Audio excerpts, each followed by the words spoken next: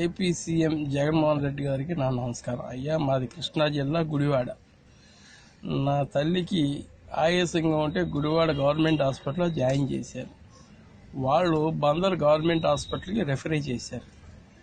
నేను 108కి 8:53 నేను ఫోన్ చేశాను. వాళ్ళు 9:13 నిమిషాలకు నాకు 108 పంపించినట్టుగా నాకు మెసేజ్ పంపించారు. కానీ నాకు 11:30 అయినా రాలేదు. నేను మ్యాక్సిమం నేను 40 సార్లు వాళ్ళకి కాల్ చేసి అదిగో వచ్చేసింది, ఇదిగో వచ్చేసింది, ఇదిగో వచ్చేసింది అన్నారు. తీరా చూస్తే నేను ప్రైవేట్ అంబులెన్స్కి నేను ట్రై చేశాను. ప్రైవేట్ అంబులెన్స్లో కూడా నాకేమీ రాలేదు. నేను ఆల్టర్నేటివ్ ఆటోలో తీసుకొని నా తల్లిని నేను గవర్నమెంట్ హాస్పిటల్లో జాయిన్ చేయడం. కానీ మన 108 దేనికి ఉపయోగపడుతుందో నాకు అర్థం కావట్లేదు. నేను ఒక వైసీపీ కార్యకర్తలు అయ్యి నేను ఇవాళ చెప్పుకోవాలని నాకే సిగ్గుచేటుగా ఉంది.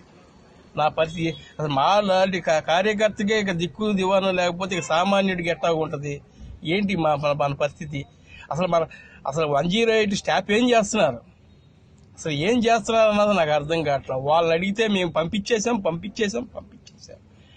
వాళ్ళు అడిగితే పంపించేసామంటున్నారు, కానీ దేనికి ఎవరు పంపించారో ఏంటో అర్థం కాదు. నా తల్లిని నేను ఆటోలో తీసుకొని రావాల్సి వచ్చింది.